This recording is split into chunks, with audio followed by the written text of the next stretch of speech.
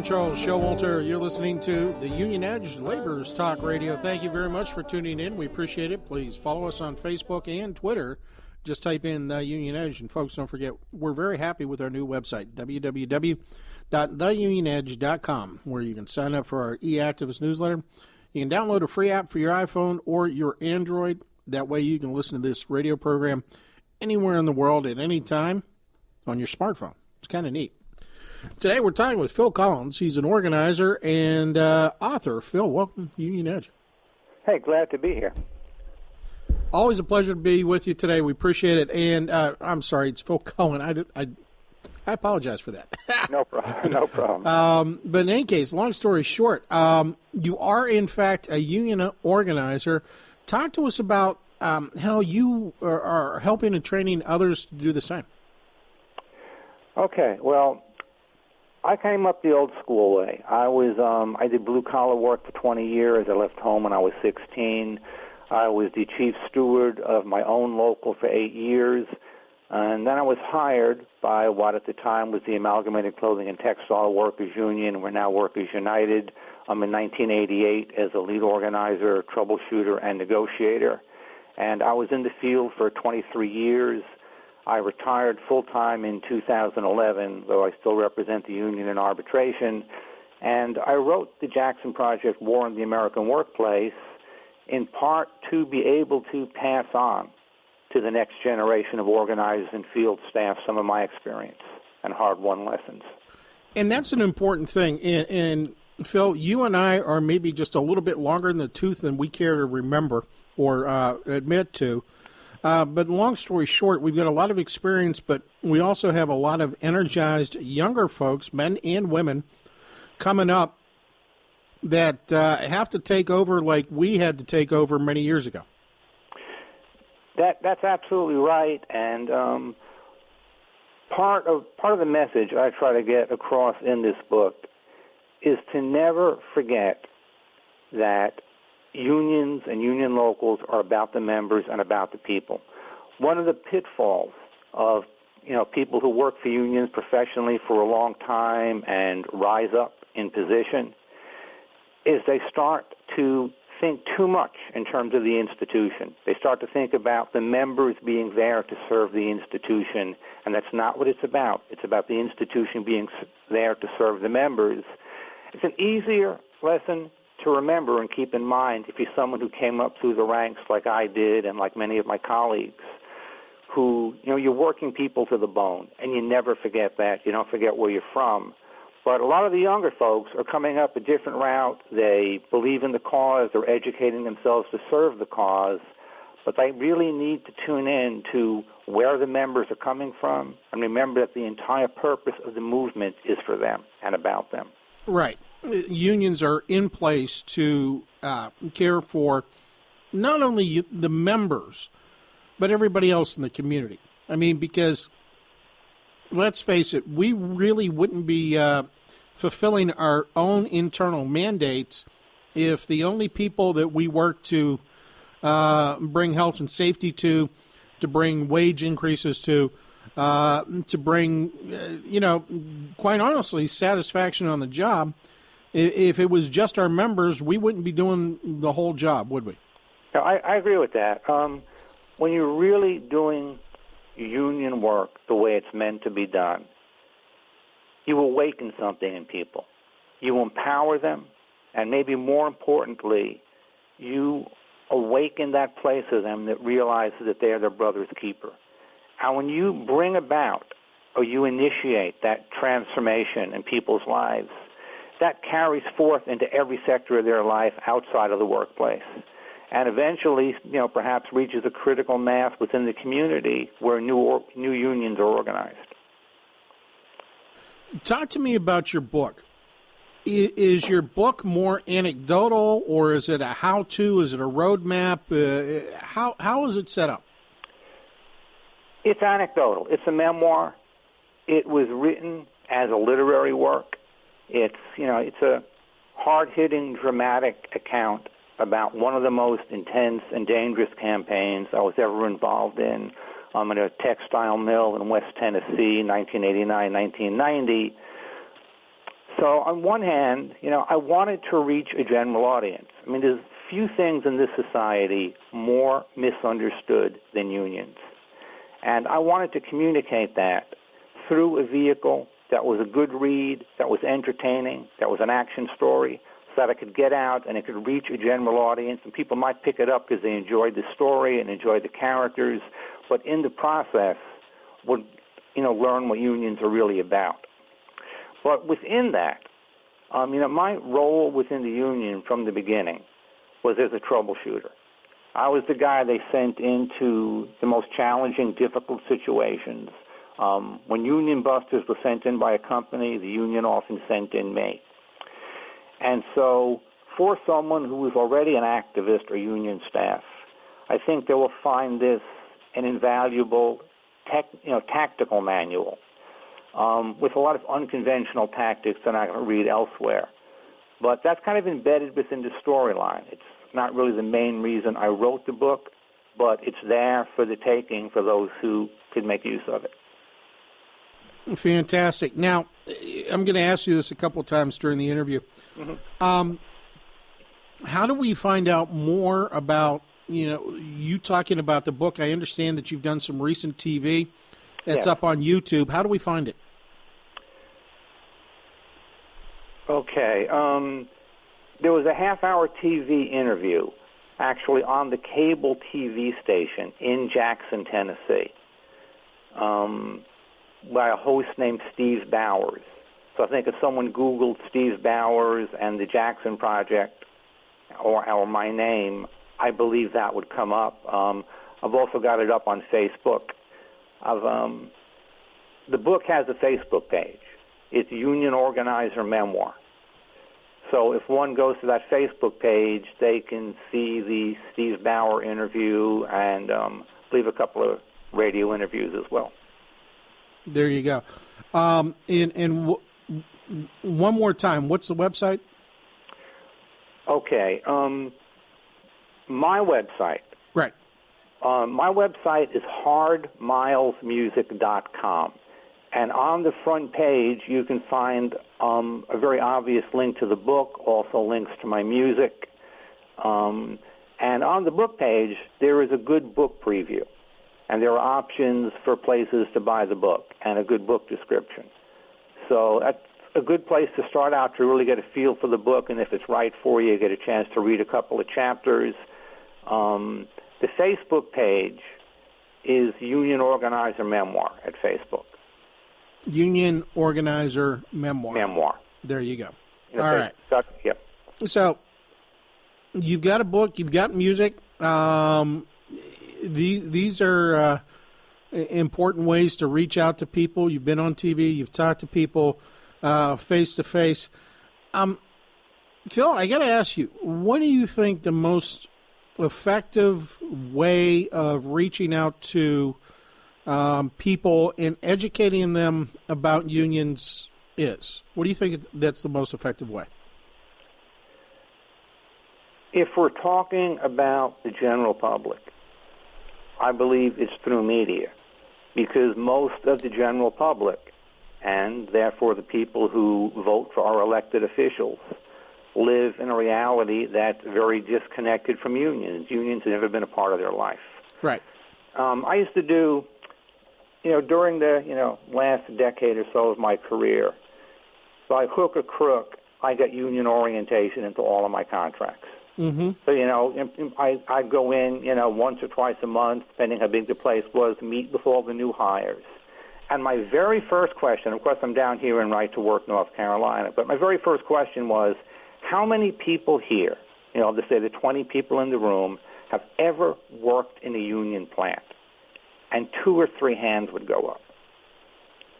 And for the rest of them, they were getting their first understanding of a union during the course of their life.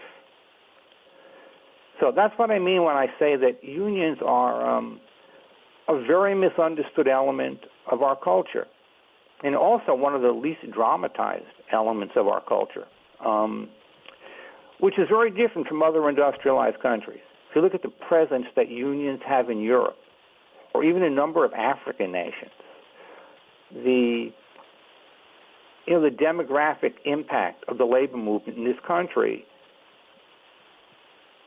is shockingly small. But then you got to take into account that America has by far the most repressive labor laws and, frankly, the most anti-worker laws of any industrialized country on this planet. Absolutely. Listen, Phil, we're going to take a short break. We'll come back. We'll talk some more. And I want to ask you, when it comes to talking to the public, what's the message? We'll come back and we'll talk about that. Okay, I'm Charles Showalter. You're listening to the Union Edge Laborers Talk Radio. Hello, welcome back. I'm Charles Showalter. You're listening to the Union Edge Laborers Talk Radio. Thank you very much for tuning in. We enjoy your company. We like hanging out with you, and we appreciate all the great stuff you're doing for the community, that's for sure. Join me today by phone. We got Phil Cohen, labor organizer, author of the Jackson Project, A War in America's Workplace. Phil, welcome back. I'm glad to still be here. Phil, it's always a pleasure. We appreciate it. Before the break, I asked you, what is the message that we have to convey to the not yet but soon to be union public? I mean, you and I both know that Pew Research does a poll every year. And Pew is a reputable organization. And they ask the question, if you had the opportunity to join a union in your workplace, would you? 75% of the population of the United States every year says, yes, I would. So we know we have a target-rich environment out there. But how do we communicate with the not yet union public and get them to understand that when we're talking about fighting against right to work, when we're talking about preserving prevailing wage, when we're talking about Davis-Bacon, we are talking about things that are positive for them. Maybe not directly, but they are a positive for all working people. One of the things that I think most folks in this country, especially folks who are middle class or above, really fail to comprehend is what working conditions are really like for tens of millions of Americans. I've seen working conditions inside of factories, kitchens, warehouses that folks would expect, oh yeah, that happens in Mexico, that happens in Bangladesh. But the health and safety violations, the lack of due process, the personal bullying and abuse that tens of millions of Americans have to deal with and suffer every day of their life just to put food on the table is just outside the realm of comprehension of most Americans. And that's one of the things that's dramatized in the book, just through things that people encounter at the factory in Jackson. And an understanding of that, coming out of the denial that the American dream is something with that 95% of our society participates in, I think is an important paradigm shift people need to go through to start to come to a social and political environment where unions have the level of support they do in other civilized countries. Very interesting. We hear all the time people in the opposition saying things like, well, we have OSHA, and we have MSHA, and we have a Department of Labor to protect employees, and we have laws and rules. What do you say? What do you say to people that believe that, well, unions have done what they needed to do, and now it's time to just let the government do it? I'll tell you what I'll tell them, because I've dealt with all those agencies. OSHA comes into a plant, does a superficial walkthrough. The OSHA agent drinks coffee with the plant manager, slaps him on the wrist with a $25 fine for something minor so it looks like he did his job, and he leaves. 95% of the time when OSHA really goes in, does its job, and exposes the kind of health and safety violations that are putting people in the hospital or the morgue, it's because somebody like me held their feet to the fire and publicly put them in a position where they had to be part of the solution or part of the problem. Department of Labor. There is no greater secret in this country other than perhaps where the leaders of Al-Qaeda are hiding out. There is no greater secret than than the rights really contained in the FMLA. Workers in non-union plants don't have a clue what intermittent FMLA leave is about, because it's actually not part of the poster. Workers in non-union plants don't have a clue what their rights are under the workers' comp statutes in their state, because nobody educates people about these laws other than unions. So you've got all these laws on the books. They're not perfect, but they do provide some rights and so protection. But the only people in this country, the only organizations, the only individuals that see that those laws are enforced and that workers are educated about their rights so they can raise a legitimate issue when they have one is unions. Without unions, these statutes mean absolutely nothing.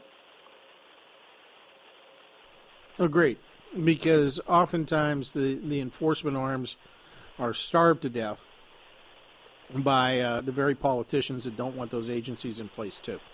So that's another thing. What else should we be looking at today when it comes to increasing the labor movement?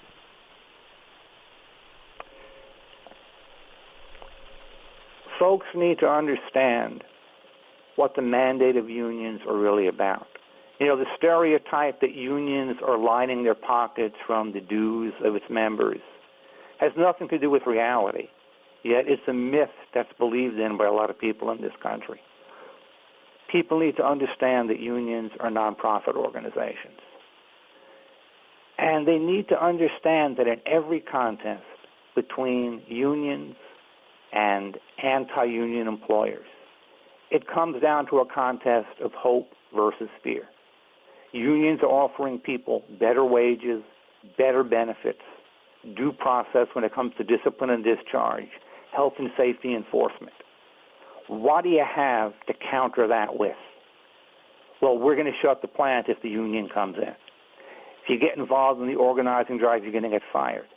Workers do not understand the protections they have under the National Labor Relations Act when they organize, and especially if they have a competent union that has their back to defend those rights. In all the campaigns I've done, and bear in mind that I was sent in to deal with the most difficult employers in this country throughout the course of my career, I never lost one person in the field. And by that I mean I never had one man or woman fired by an employer for being a union activist where I didn't get their job back, and fairly quickly. Because I knew how to use the system. I knew how to take the laws such as they are and make them work for the people. And that's one of the major eye-openers I find in pulling people into a campaign, getting them involved in standing up to the company, is understanding the legal protection they have and how unions enforce that protection. There you go. Phil, we're coming towards the end of it. I want to give you an opportunity to talk to people. How do they find your website? How do they find the book? How do they find your music? Okay, look, the book is available wherever books are sold. I mean, probably the best prices for the book are on Amazon and Barnes & Noble. But all the independent bookstores have it. I mean, if you walk into a place or go online to a place that sells books, and you type in the Jackson Project, War in the American Workplace, you'll find it. My book is in my music's in all the obvious places: iTunes, Amazon, Spotify. Any place that has music online is going to have my music. You want to buy hard copy, it's on Amazon. And again, it's all under one roof with links to at least some of these options on my website, Hard Miles Music, hardmilesmusic.com. There you go. We appreciate that very much. We got to get going, but Phil, we appreciate you being with us. Keep up the great work, and we hope to get you back again soon, okay? Well, thank you. I enjoyed being here, and I appreciate your great work with your program. Thank you very much. I'm Charles Showalter. You're listening to the Union Edge Laborers Talk Radio.